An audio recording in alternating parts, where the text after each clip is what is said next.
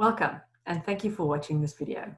My name is Haylette Bertrand, and I work at the Institute for Futures Research at the University of Stellenbosch Business School. In celebrating Women's Month, the IFR wanted to spotlight the great work that is being done by some remarkable women in the field of futures thinking and futures research. In this video, I have the privilege to speak to Dr Mamphela Ramphele, Ruellynn Snyman, Nashareen Morris, and Frieda le Roux, as they share how they found their way into the field of futures thinking and futures research, and what futures thinking projects they are working on. Futures thinking is about putting yourself in a position where you can account to future generations that you have, in fact, not only lived the good life, but lived it in a way that made you able to hand over your responsibilities to the next generation. How did I get to develop this kind of thinking? I was brought up by very powerful women, my great-grandmother and my grandmothers on both sides. And all these ancient wisdoms I learned from them. And of course, I had a very powerful mother who made sure that I don't only know about the wisdom, but I acted. And so I became an activist during my student days, when this country was a dark place, where we had the most unfuture thinking that you could imagine, where you disable the majority population, and yet you're expecting to have a future. It's not possible, because the most important ingredient to success of the future is the wellness of people and their ability to contribute to shaping a future of prosperity and inclusion for all. And so we as students in the late 60s and 70s fought for the right to be called who we are, rather than to be called non-whites or non-Europeans. And so being Black, being proud, being woman was at the center of liberating our creative talents, our innovative capabilities, our abilities to dream. And we dreamed of this country as a beautiful country. And so our dream came true in 1994, but it's not done yet, because we got the political freedom we wanted, but we still haven't got the socioeconomic and the emotional freedom, the freedom to be proud of who you are and to be connected to other human beings in an unself-conscious way. Because human beings are wired to be connected. And so we still have work to do as South Africans to settle our superiority and our inferiority complexes, so we can show up with our full, authentic selves as South Africans in this beautiful country. And so after all of the activism of the struggle for freedom, I've continued to be active. I'm now 72 and a half, and I'm the co-president of the Club of Rome. Now imagine the Club of Rome is known for its futures thinking, but it's only 2 years ago that it remembered that the people who can best lead the future are women. So for the first time in the history of the Club of Rome, we've got 2 co-presidents. One old, that's me, one young in her 50s, that's Nashareen Morris. And I believe that the Club of Rome is fulfilling its mission of not only sounding the alarm about the importance of behaving in a way that we protect our abilities, the resources that we need for the future, but also to get people to rethink who we are as a human race. We are part of nature. We are not living in nature. We are part of nature. And when we do, we know that we connect ourselves emotionally and intellectually to that. We become better at living in a way that we learn from our ecosystem, and we enable everyone to participate in the beauty of our natural and other endowments. And so I am a very proud South African, proud global citizen, proud woman. And I believe that you as younger women stand up and show up with your full glory as a woman, with your glory as a South African, and make a contribution to shaping the future that we need. Here in South Africa, I'm also a co-president, a co-founder of the club of the Reimagine South Africa. And why? Why Reimagine South Africa? Because the dream that we had when we were fired up by thinking about a better future, that dream is fading. We need to reignite it by reimagining the South Africa that you will be proud to hand over to your grandchildren. Thank you, Dr. Mamphela, and it's really inspirational to hear your story. And as you might know, the Institute for Futures Research were primarily born because of the Club of Rome and the publication in 1972 around limits to growth, which I think the world is feeling now. So it's a privilege to have you here, and we are very excited to the leadership shown by yourself and Sandrine, and we look forward to seeing more coming from the Club of Rome. So thank you very much for that introduction. Now, if I may ask Ruellynn, if you can share your story with us, please. Thanks, Alette. I maybe want to start by saying thank you, Dr. Ramphele. For me, the reason why I got into futures was basically threefold. And firstly, and like the biggest reason ever, was because of women like you, like Sandrine, women who not only take what is told to them as the truth, but actually going out there and doing it, living their own dream. And I was, as a youngster, that's how I was brought up. And I always wanted to just live my dream and go for the future. But coupled with that, I'm a firm believer that the future is gonna happen to you anyway. Whether you prepare for it or not, it's going to happen. So rather, look at it, prepare for it, have different scenarios, and then go for it. So I think that's one of the mottos that I live by. It's going to happen. You can rather be prepared for it rather than not. And then lastly, I was fortunate to have a lot of futures thinkers in my family and in our close group of family friends.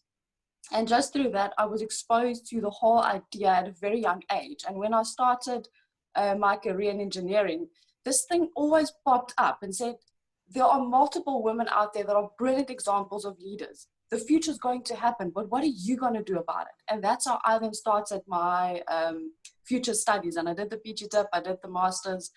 And since then, it's like this world that opens up.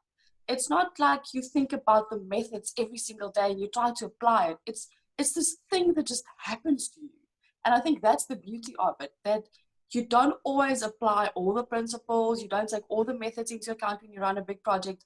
It simply just happens to you. So that's how I got into it and will be continuing with that definitely for the rest of my life. So yeah, that's how I got into it. Thank you, Ruellynn. And I think the thing that I always like hearing is that the future is going to happen to us. And I think people need to realize that.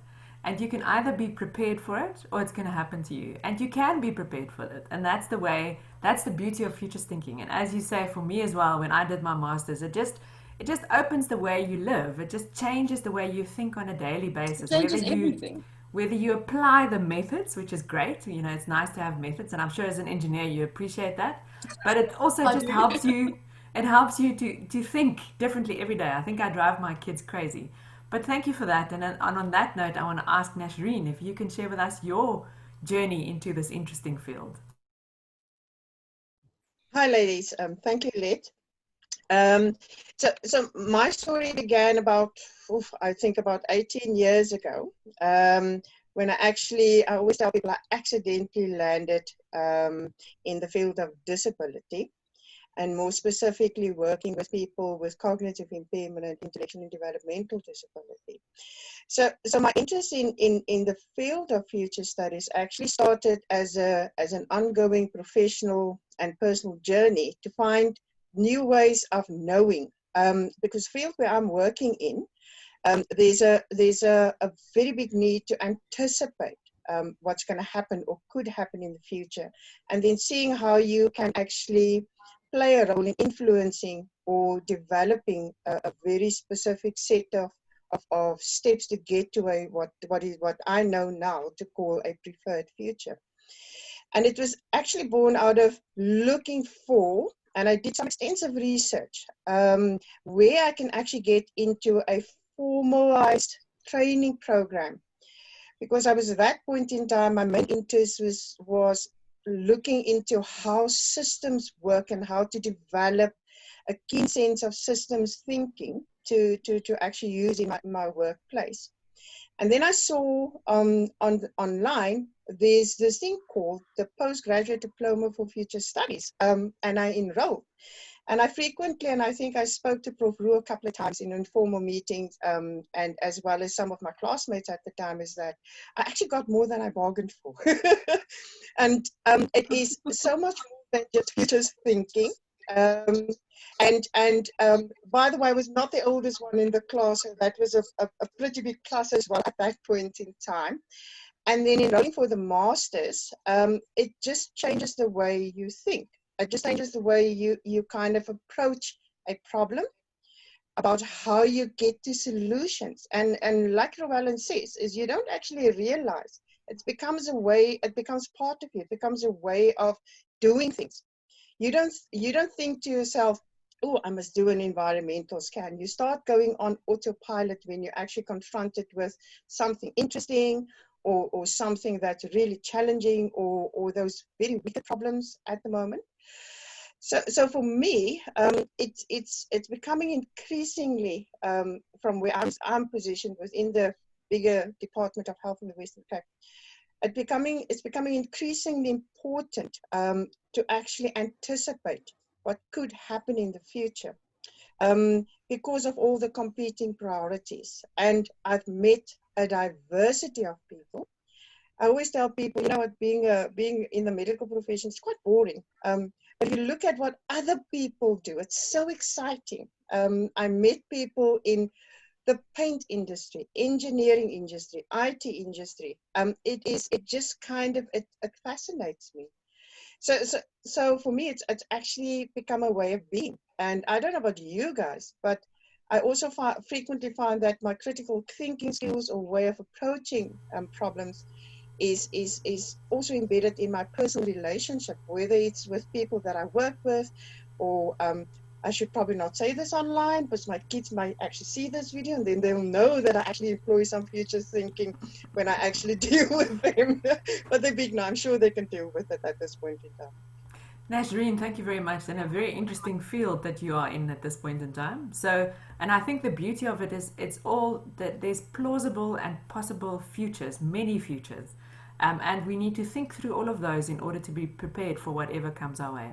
So next up, Frieda, if you can share with us where you come from, being more of a journalist background, and I think we've got a very interesting group of ladies together this morning. So Frieda, we'd like to hear your story.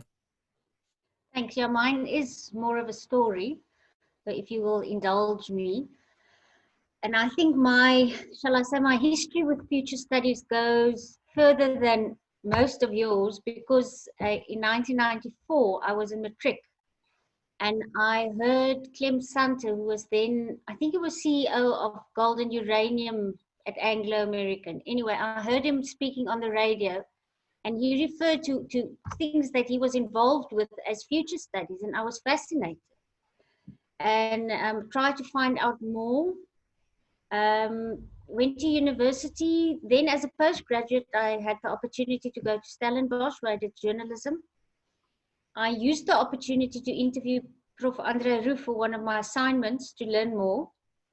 But I also realized that this is not a course for someone fresh out of school, fresh out of university. You have to live a little and experience the world, see how things work. So I went into journalism.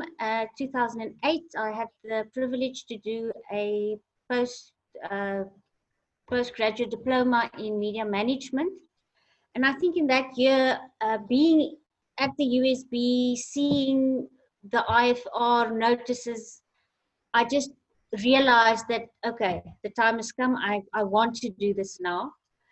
And being a very inquisitive and curious person, I think for me, future studies was just amazing because it just satisfies so many different aspects, and learning how the whole world is connected. Like Prof. Ramphele said, we don't live in nature, we're part of it. Everything is part of it. And one of the biggest things I think I took out of it is the world is 50 shades of gray. It's not black and white. Everything is connected in a way and nuanced much more than what we see in the press or in conversation mostly. It is much more interconnected, complex, and it asks for us to engage with it much more. We can't live at the surface and think that we are making a difference. Absolutely, and thank you for sharing your introductions and your way of getting here. So, on a second note, can I ask, and I'm going to start with Ruellynn, if you can share anything that you're currently working on that's futures orientated or within that field that you think might be of interest to our watchers. Yeah, thanks, Elette. I work for one of the leading banks in South Africa, so unfortunately I can't give you detail, but I can definitely give you an overview of what I'm busy with.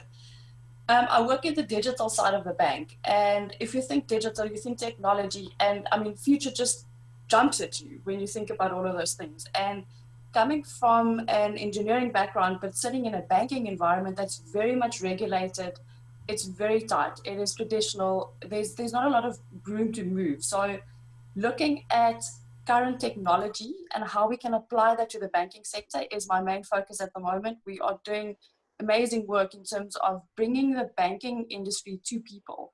Not everyone has access to all the technology artifacts that we have or are fortunate to have. So how do we take banking to everyone in South Africa and even beyond South Africa?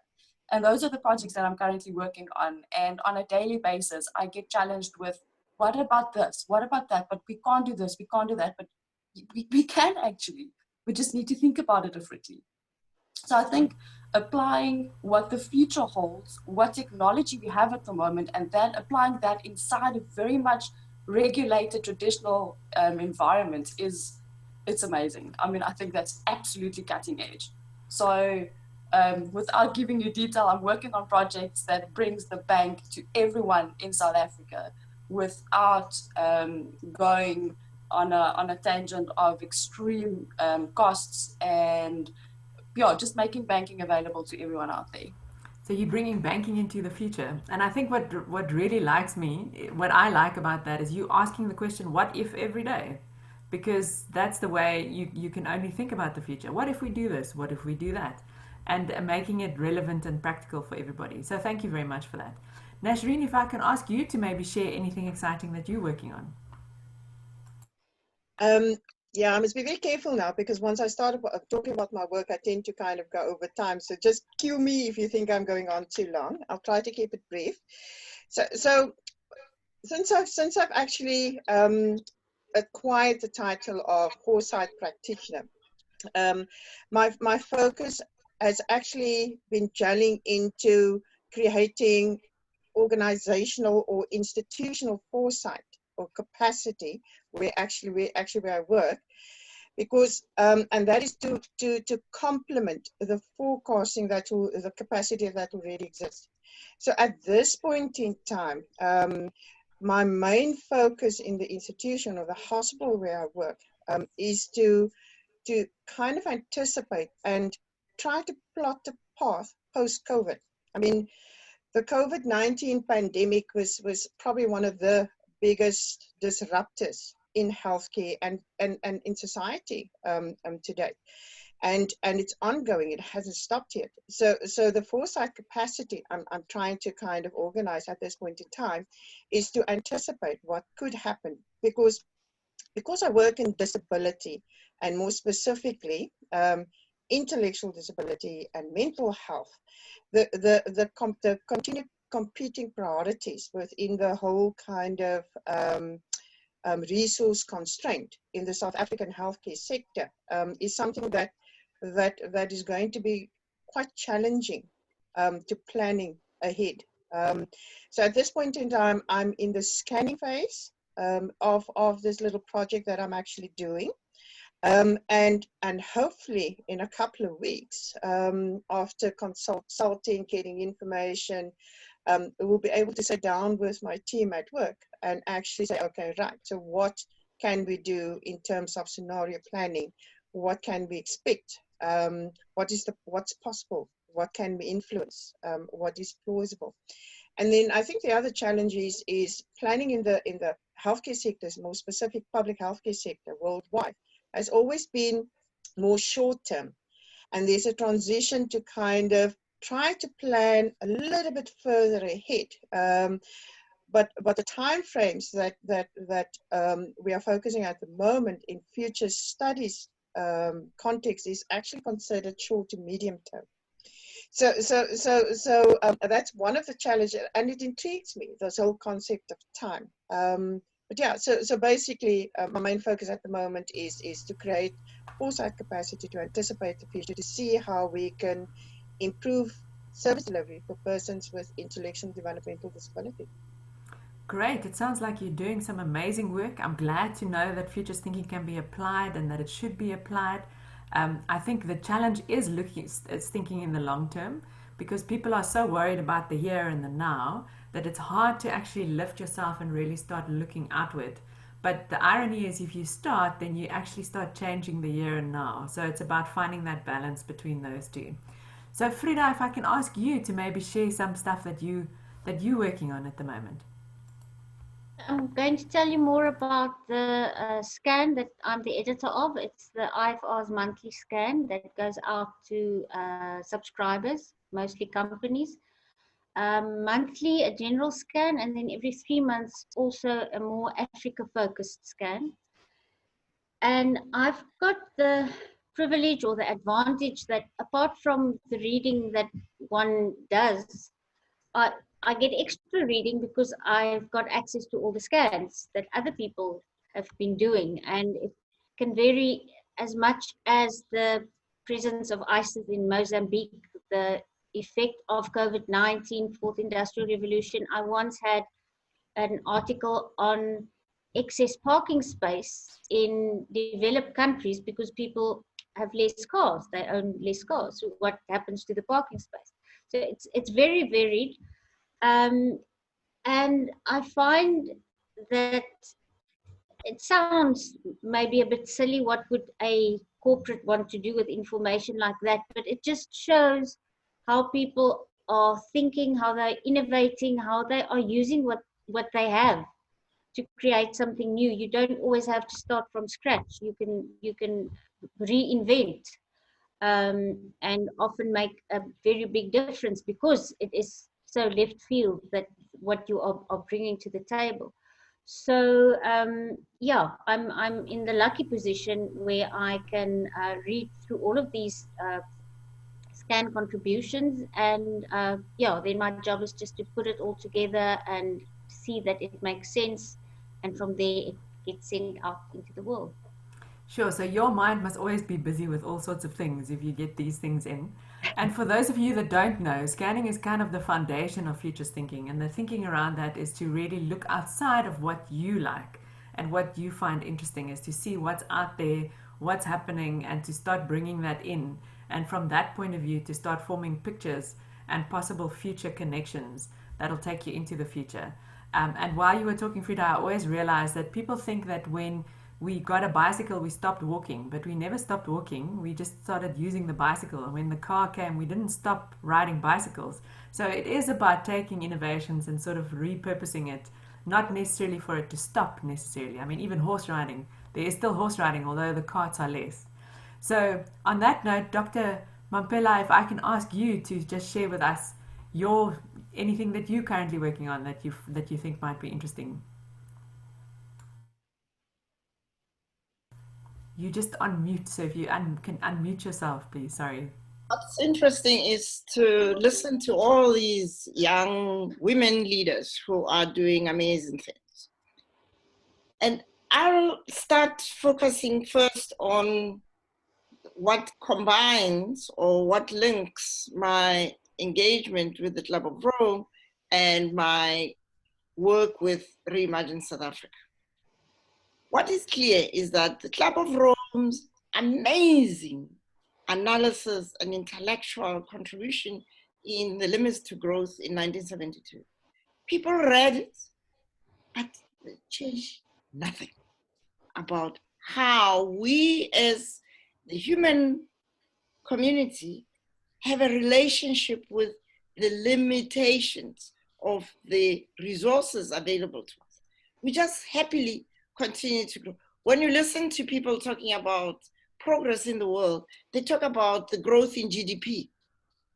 But we said, and we have shown, that in fact, it's not possible for the human race to continue to have every country growing, because then we will completely run out of fuel, so to speak. Now, we have seen emergencies that come out of our failure to listen to that intellectual argument in the form of COVID-19. What is COVID-19? What is Ebola? All these viruses that happily lived in the forests that the Creator had made so that we were insulated from these viruses. But no. Because we are consuming more than our fair share of resources, we cut down the forests, we did also. So the viruses and the carriers in the form of bats, they are now in the city. And now we say, where does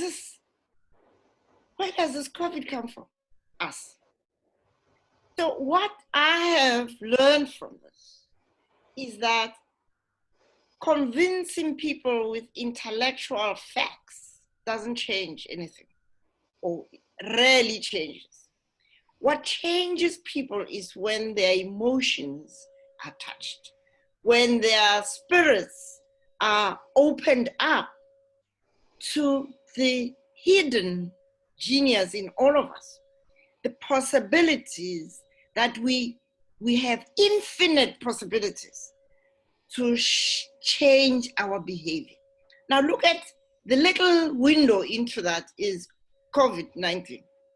We never thought it's possible that we'll be doing meeting this way. We had the technology, we knew we could do it, but somehow, oh gosh, how are we going to work? How are we going to?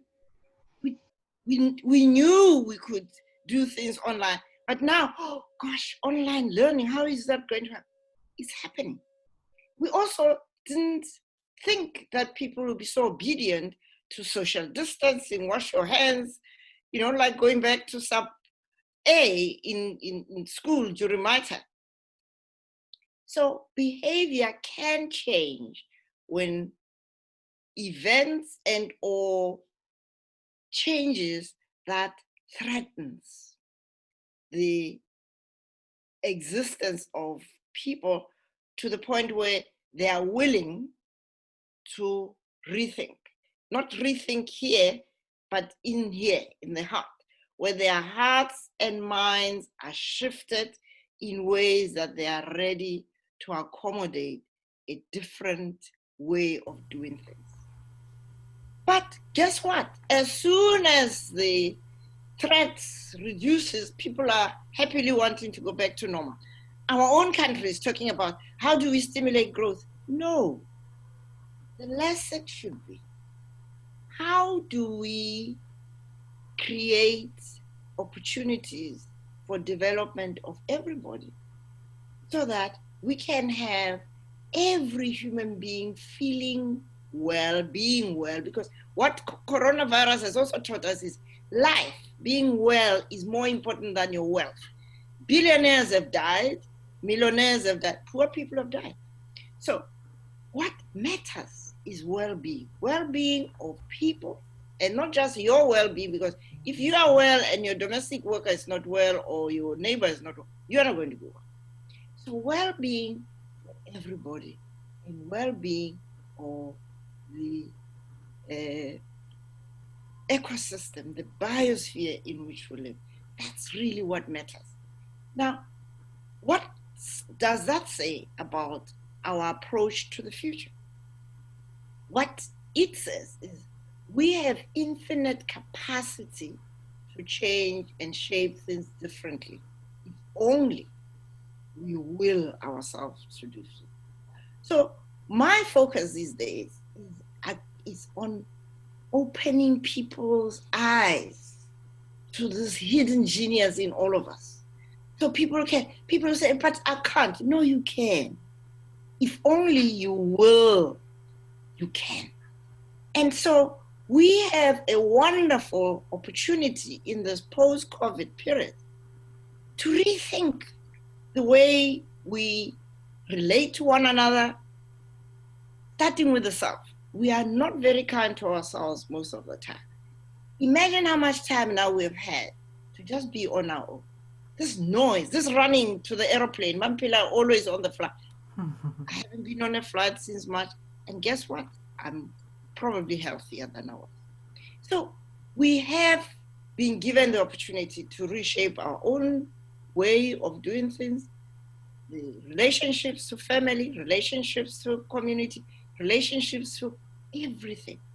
But importantly, as someone says, our interconnectedness is such that the well-being of your neighbor and people you don't know in Kalicha or any is your business. Because if you don't make it your business, that unwellness is going to come and knock at your door. Absolutely. And thank you, Dr. Mamphela. It's really always good to listen to you. It's good to listen to all you ladies. Thank you very much for sharing your story. Thank you for celebrating Women's Month with us this way. And if I can ask those watching, please help us to celebrate Women's Month by liking and sharing this video. Please also subscribe to our channel. Help us to shape this future that we want and not to let the future happen to us. So on that note, we'll see you soon. Thank you, ladies. Thank you very much.